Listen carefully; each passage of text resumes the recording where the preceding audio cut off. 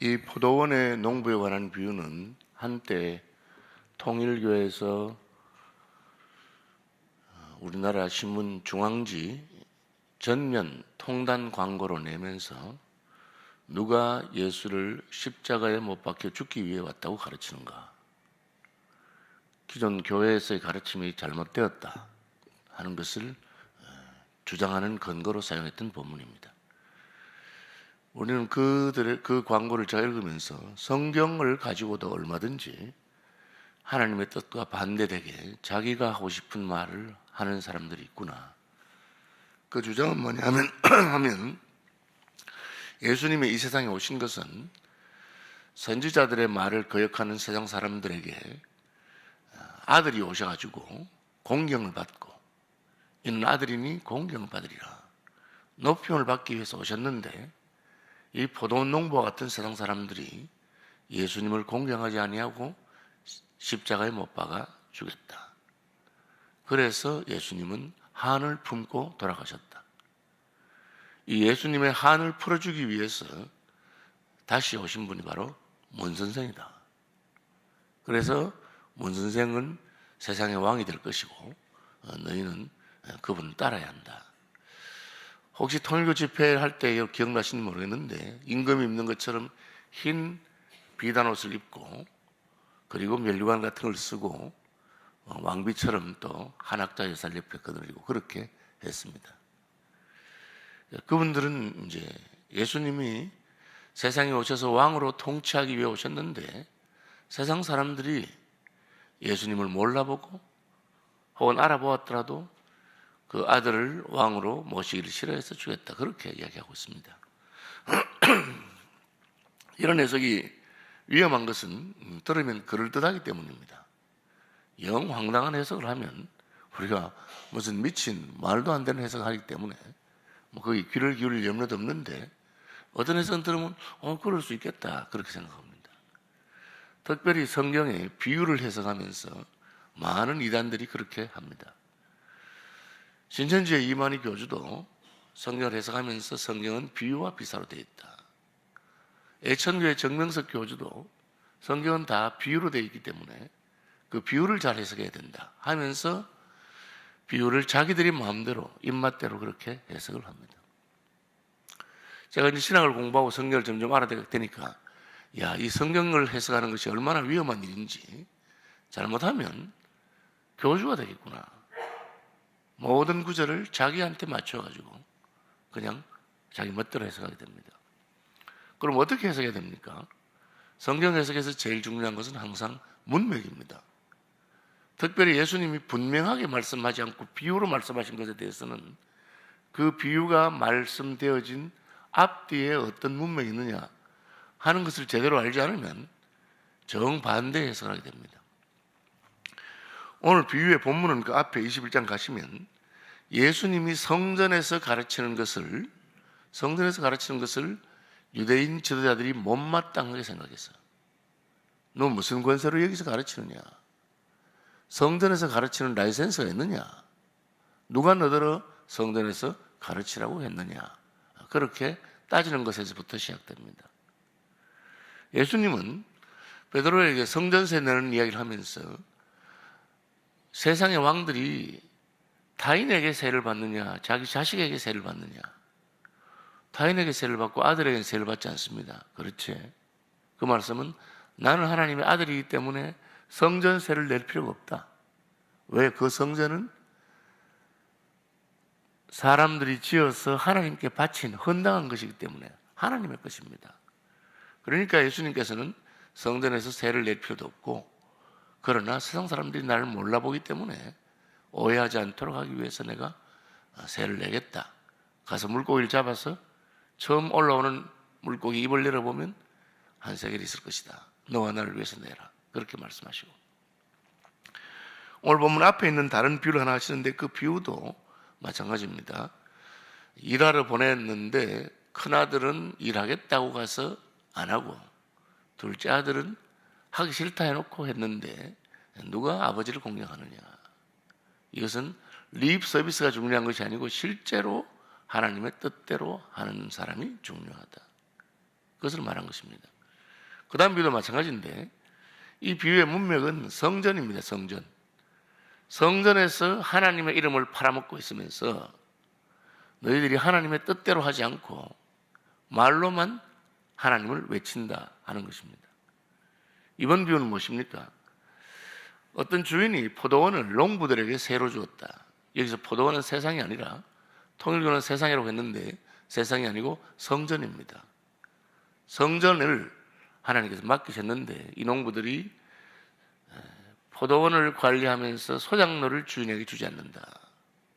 그 말은 성전을 관리하는 사람들이 하나님께 합당한 영광을 돌리지 아니하고 하나님이 받으셔야 될 것을 하나님께로 돌리지 않는 것을 말하고 있습니다. 약간의 차이점은 완전 다른 것이죠. 예수님이 성전에 가서 가르치면서 너희들이 만약에 너희에게 성전을 관리하도록 하신 분 하나님이 어떤 분이며 그분의 뜻을 알았더라면 선지자가 와도 죽이고 하는 짓 안 했을 것이다. 이 선지자는 누굽니까? 세례요한입니다. 세례요한과 구약에 많은 선지자들이 왔는데 세례요한을 쫓아내고 반대하고 백성들은 따라도 너희는 반대했지 않느냐. 그러다가 이제 아들인 예수께서 와서 성전에서 가르치는데 너희들은 죽이려고 하지 않느냐. 그러니까 이 성전 맡은 자들이 벌쩍 뛰면서 우리가 언제 당신을 죽이려고 했느냐. 그렇게 자기들의 본심을 감추었습니다. 마태복음에는 이미 그들이 예수님을 죽이려고 했다. 저놈 그냥 두었다가는 우리의 위치가 흔들리겠다. 그게 이는 상속자니 죽이자. 그러면 성전이 우리께 되겠다. 포도원이 우리께 되겠다 하는 게 마치 성전에서 예수님을 보고 죽이고자 하는 사람 같다. 여러분 약간 비슷하지만 핀트가 다르죠. 그 다음에 예수님이 하신 말씀은 너희가 나를 죽인다고 하는데 하니까 우리가 언제 너를 죽이려고 하느냐. 그러면 왜 구약 성경에 건축자들의 버린 돌이 모퉁이의 머릿돌이 되어야 한다는 말씀을 읽어보지 못했느냐. 이것은 다 이미 선지자들이 예언한 그대로 되는 것이다. 내가 죽을 것이다. 예수님 그렇게 말씀하신 것입니다. 나는 죽기 싫다 아니고 너희들이 하는 것을 보니까 구약 성경에 말한 건축자의 버린 돌이 모퉁이의 머릿돌이 된다는 말이 그대로 이루어지겠구나. 그렇게 하신 것입니다. 예수님은 자신이 죽을 것을 이미 알고 계셨고 그것이 성경에 기록된 것임을 아셨습니다. 인자가 온 것은 섬김을 받으려 함이 아니라 섬기려 하고 도리어 자기 목숨을 많은 사람의 대속물로 주려 합니다. 너무나 분명한데도 이 성경의 가르침을 문맥을 떠나서 그 부분만 살짝 떼서 자기가 원하는 대로 가르치기 시작합니다. 그러면 이제 이상한 가르침이 나오고 그 가르침의 핵심을 우리가 성도들이 분별할 수 있는 것은 이 말을 해서 저놈이 도대체 무엇을 노리는가? 자기 영광입니다. 자기가 포도원을 마음대로 관리하겠다는 거죠. 그리고 오늘날 종교 지도자들도 마찬가지입니다. 그 사람이 무슨 가르침을 해서 들어보면 그럴듯한데 그 가르침을 통해서 저놈이 하나님을 높이고 하나님께 영광을 돌리는 것인가? 자기가 높아지고 자기가 무슨 헤게모니를 잡고 마음대로 하려는 것인가? 그걸 딱 보면 바로 나타나게 되어 있습니다. 저는 상속자니 죽이고 이 포도원 우리가 마음대로 하자 하는 것입니다. 그것이 예수님께서 보여주신 것입니다. 예수님의 가르침은 하나님은 성전의 주인이실 뿐 아니라 성전에서 드려지는 예물, 성전에서 소득, 포도원의 주인은 포도원의 주인일 뿐 아니라 농부들이 포도원을 통해서 얻는 소득의 얼마를 갖다 바쳐야 되는 그런 분이다 하는 겁니다. 주님 우리의 주인이실 뿐 아니라 우리의 삶에서 일어나는 모든 것을 통해서 영광을 받으시는 분이고 우리가 하나님께서 기뻐하는 일을 위해서 우리의 소득의 얼마를 하나님의 일을 위해서 써야 하는 것입니다. 다시 말하면 그냥 소유권 등기만 가지고 있고 그냥 버려두는 사람이 아니라 내가 소유한 것에 대한 관리를 하고 그것을 위해서 사람 맡기고 맡긴 사람이 관리를 제대로 해서 그 수익을 주인에게 돌리기를 바라는 그런 사람입니다. 무슨 제가 우리나라 법을 찾아보니까 점유시효라고 하는 게 있더라고요. 점유시효가 뭐냐면은 내 땅이 아닌데도 내가 그 땅을 차지해서 그것을 오랫동안 관리하고 있으면 내 땅이 될 수 있다는 그런 법이 있더라고요. 민법에 그런 게 있습니다. 점유시효라고 하는 말은 뭐냐면 주인이 이게 신경 안 쓰니까, 주인이 신경 안 산이나 밭이나 내가 그냥 이거 내 땅이다 하면서 그렇게 20년 동안 하고 있으면 내게 된다. 그런데 조건이 딱 있어요. 조건이 뭐냐? 첫째로는 공개적으로 숨어서 몰래 내가 그냥 이 땅 내가 관리했던 게 아니고 모든 사람한테 이거 내 땅입니다, 우리 부모님한테 물려받은 겁니다 하면서 공개적으로 해야 되고, 그 다음에 분쟁이 없어야 돼요.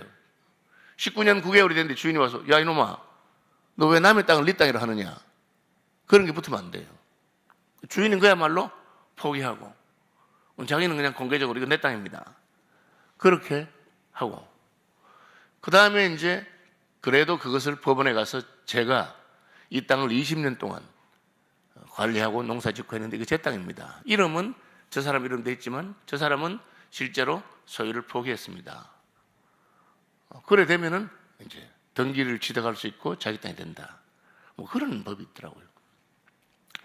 쉽게 말하면 이 농부들은 이 포도원을 우리가 관리하고 있으니까 좀 이따는 이게 내 거라고 생각한 겁니다. 이건 내 거지, 누가 와서 세를 달라 하니까 저놈이 누구야 하고는 그놈을 쫓아내고 또 쫓아내고 나중에 아들이 오니까 아들은 때려주겠다. 점유시효가 취득할 수 있는 점유시효가 안 된다 그 말이에요. 왜?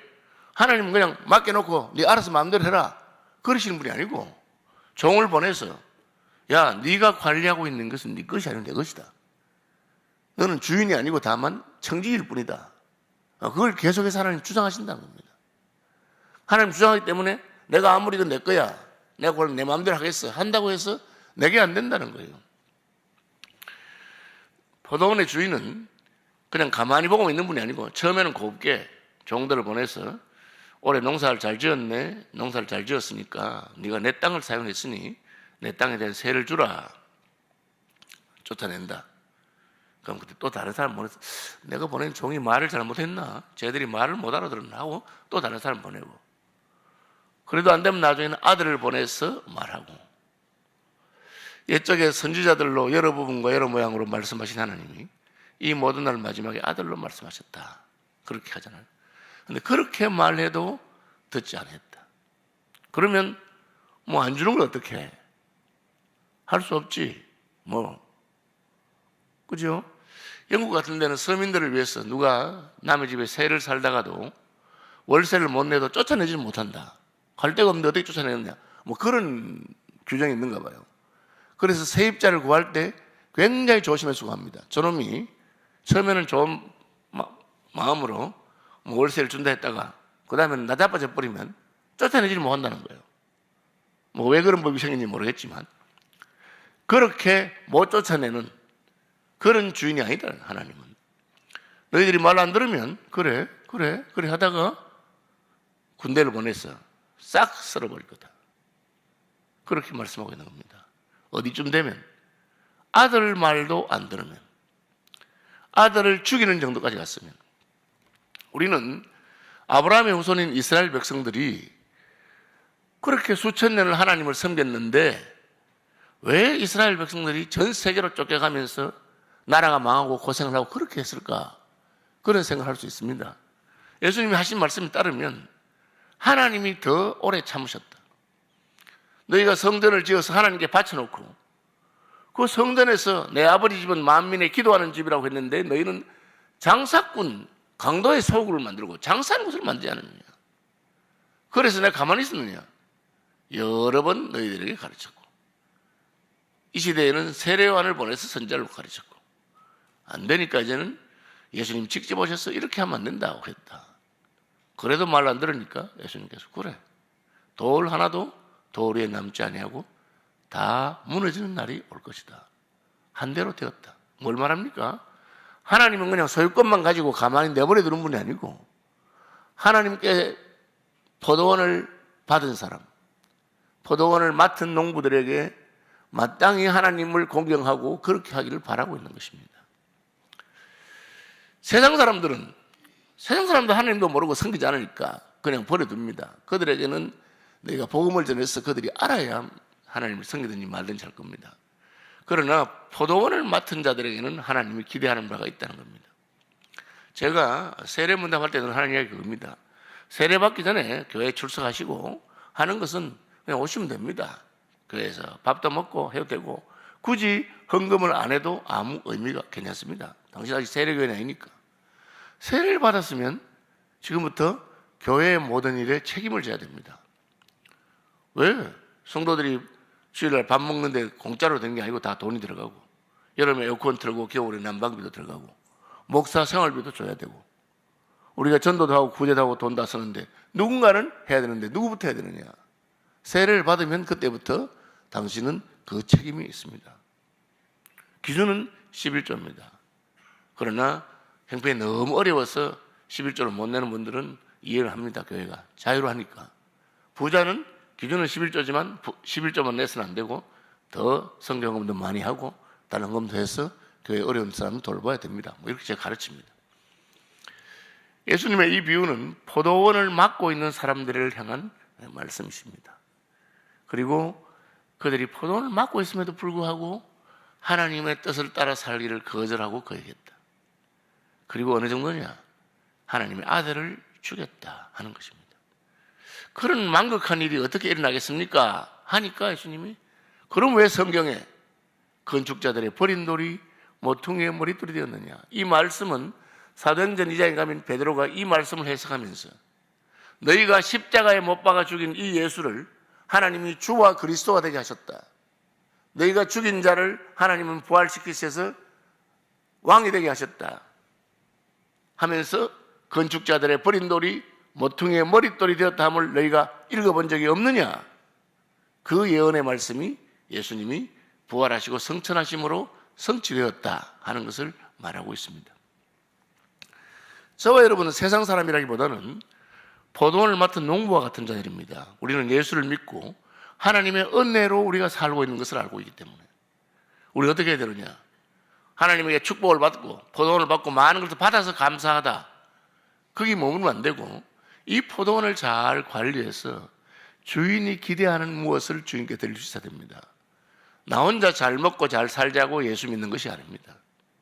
하나님께서는 쓸모없는 인생을 구원하셔서 물론 내가 먼저 먹고 살고 필요한 것을 공급받도록 복을 주시지만 그 복은 내 자신만을 위한 것이 아니고 하나님의 나라를 위하고 주인이 기뻐하는 일에 쓰임받도록 하자고 하는 겁니다.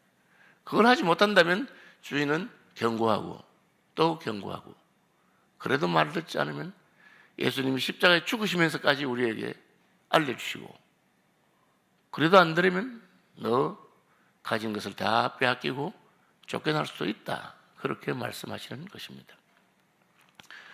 오늘 아침에 한번 기도하시면서 내가 주님께서 내게 맡긴 포도원을 맡고 있는 농부로서 나의 삶은 어떠한가 한번 늘 생각해 보기 바랍니다.